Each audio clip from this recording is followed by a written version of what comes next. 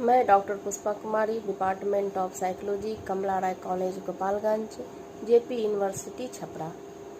बच्चों, आज मैं आप लोग को बताने जा रही हूँ कि ऑब्जर्वेशन मेथड क्या है।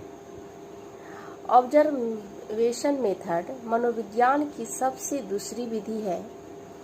सन 1913 में जब वाटसन ने व्यवहारवाद की स्थापना की तो मनोविज्ञान को नए ढंग से परिभाषित करते हुए कहा गया कि मनोविज्ञान व्यवहारवाद का विज्ञान है जिसका अध्ययन अंतर्निरीक्षण नहीं होकर ऑब्जर्वेशन मेथड के द्वारा हुआ है। तभी से ऑब्जर्वेशन विधि का जन्म हुआ और आज भी यह विधि मनोविज्ञान के अध्ययनों का एक प्रमुख विधि बना हुआ है। इस विधि का अध्ययन करता प्राणी या जीव के व्यवहारों का निष्पक्ष भाव से परीक्षण या ऑब्जर्वेशन करता है। अपने अवलोकन के आधार पर वह एक विशेष रिपोर्ट तैयार करता है। इसका विश्लेषण कर वह प्राणी को व्यवहार के बारे में एक निश्चित निष्कर्ष पर पहुंचता है। ऑब्जर्वेशन वस्तुनिष्ठ बनाने के लिए प्राणी के व्यवहार को अवलोकन वह अलग अलग परिस्थिति में करता है। कई प्रेक्षक मिलकर प्राणी का या जीव का व्यवहार का अवलोकन एक साथ करते हैं। शायद यही कारण है कि इस विधि का ऑब्जेक्टिव ऑब्जर्वेशन मेथड भी कहा गया है।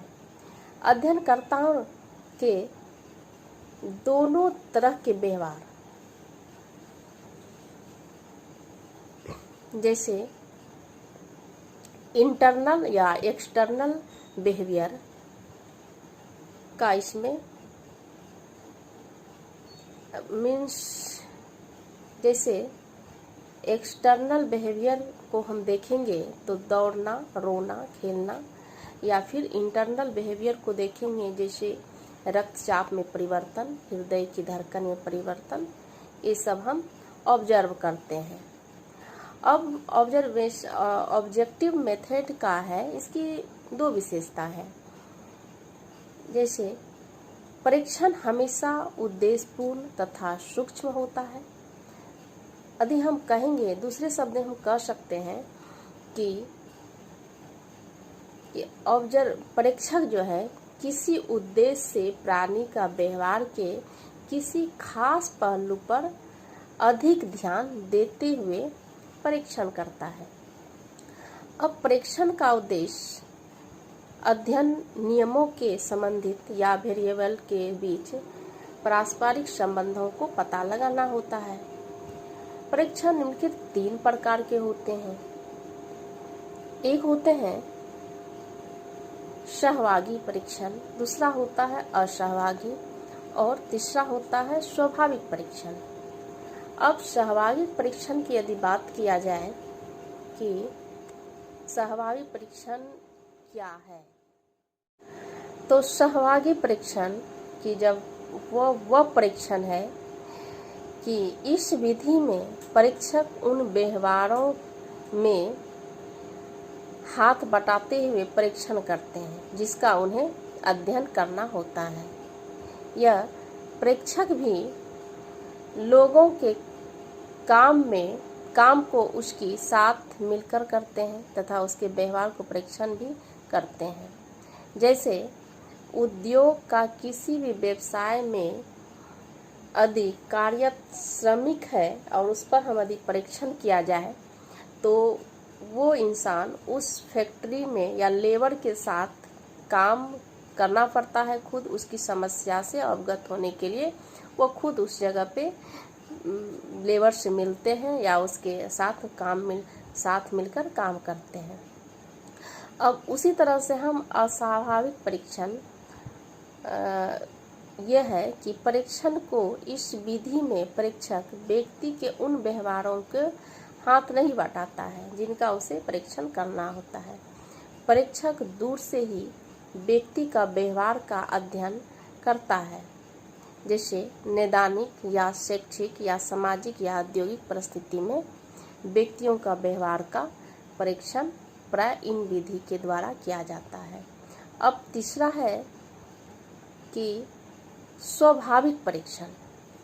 अब स्वाभाविक परीक्षण, जब परीक्षण का उपयोग एक स्वाभाविक परिस्थिति में विशेषकर पशुओं को व्यवहार के अध्ययन करने के लिए किया जाता है, तो वह इस तरह के परीक्षण को हम स्वाभाविक परीक्षण कहा जाता है या कहते हैं। जैसे मान लीजिए कि मनोवैज्ञानिक प्राय बंदर, मधुमक्खी या चींटी आदि के व्यवहार को उनके स्वाभाविक रूप में रहने के स्थान में जाकर अध्ययन करते हैं। प्राय ऐसे पशु में वे आक्रामकता या प्यार या सामाजिक संगठन जैसे व्यवहार का अध्ययन करते हैं। इस तरह के ऑब्जर्वेशन का उपयोग कभी कभी मानव शिशु के कुछ व्यवहारों के अध्ययन में भी किया जाता है। इस तरह के परीक्षण का मुख्य विशेषता यह है कि प्राणी के व्यवहार का अध्ययन उसमें बिना किसी फेरबदल या जोड़ तोड़ के ही किया जाता है। जैसे उदाहरण के तौर पर मानते हैं कि एक अध्ययनकर्ता यदि 6 या 7 साल के बच्चा खेलते समय किन किन बातों के या किन किन तरह का व्यवहार को वह करता है, इसके अध्ययन व वस्तुनिष्ठ परीक्षण विधि से करना चाहता है। इसके लिए वह 6-7 साल के बच्चों के एक छोटा समूह लेगा और उन्हें उसके सामने कुछ खिलौना भी दे देगा। अध्ययनकर्ता चाहे वह बच्चे के साथ स्वयं भी खेल सकता है या साथ ही साथ उसके व्यवहार को ऑब्जर्वेशन में थोड़ा उसके साथ वह रह सकता है। परंतु ऐसा करने से इस बात की अधिक उम्मीद बढ़ जाती है कि बच्चे अपना स्वाभाविक व्यवहार में थोड़ा परिवर्तन कर दें। यदि छिपकर ही यदि ऑब्जर्वेशन करना अच्छा होगा। स्वयं कहीं ऐसे जगह पर छिप जाएगा जहां वह सभी बच्चों का व्यवहार को देख सके, लेकिन कोई भी बच्चा उसे देख नहीं पाए। खिलौना से खेलते समय बच्चे भिन्न भिन्न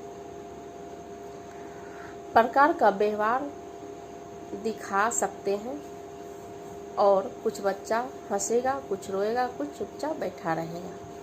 इस तरह से हम इस व्यवहार को हम ऑब्जर्वेशन कर सकते हैं। उसके बाद है कि या हम इसी को ऑब्जर्वेशन मेथड कहेंगे। उसके बाद है कि इस व्यवहार को ऑब्जर्वेशन मेथड के कुछ मेरिट्स या डिमेरिट्स भी हैं, जिसमें हम यदि मेरिट्स की बात करें तो सबसे पहला मेरिट इसमें यह है कि इस विधि में ऑब्जेक्टिव तथा जो अव्यक्तित्व होता है, इसमें यह निष्कर्ष पर काफ़ी विश्वसनीयता या वैलिड होते हैं।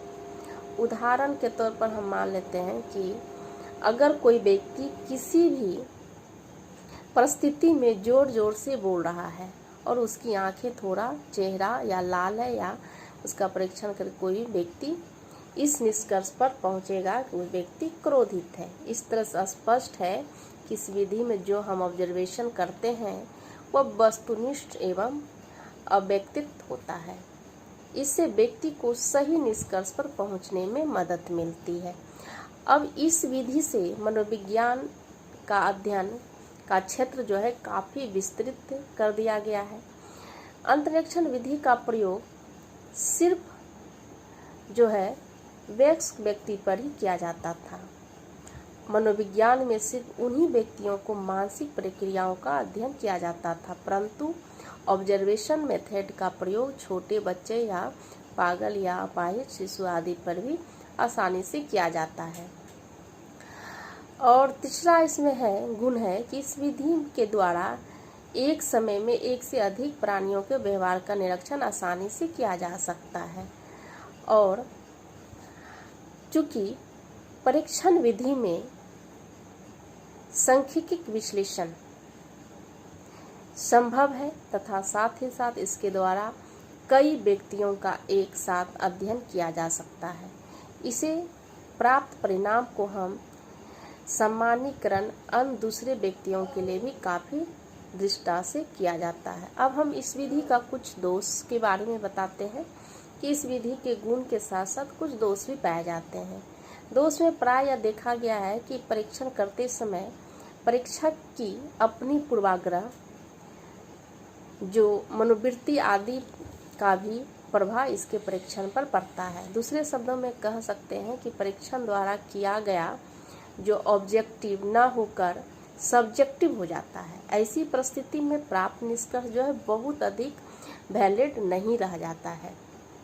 दूसरा है कि इस विधि में प्राणी व्यवहार के परीक्षण करके उसके मानसिक क्रियाओं के बारे में भी जानने की कोशिश की जाती है, परंतु यह विधि हमेशा सफलता या परीक्षक को नहीं भी मिल सकती है। उदाहरण के तौर पर हम मानते हैं कि गांव में अभी भी जब दो स्त्रियां एक दूसरे से काफ़ी देर तक या मिलता जुलता है तो खुशी प्रकट करने के लिए रोती है। कोई भी परीक्षक रोने से व्यवहार को ऑब्जर्वेशन करने में इसी निष्कर्ष पर पहुंचेगा कि दोनों स्त्रियां किसी कारण से दुखी है, जबकि सच्चाई यह नहीं है। दोनों स्त्रियां रोकर अपनी खुशी भी प्रकट करती है। अब हम ऑब्जेक्टिव या ऑब्जर्वेशन के आधार पर हमेशा मानसिक प्रक्रियाओं का सही अर्थ निकालना संभव नहीं है। इस विधि में परीक्षण स्वाभाविक एवं अनियंत्रित परिस्थिति में भी किया जाता है और इसका परिणाम यह होता है कि वह ठीक से ऑब्जर्वेशन नहीं कर पाता है। इस तरह से हम ऑब्जर्वेशन मेथड आज समाप्त करती हूँ। नेक्स्ट में दूसरे मेथड पर बात करेंगे। धन्यवाद।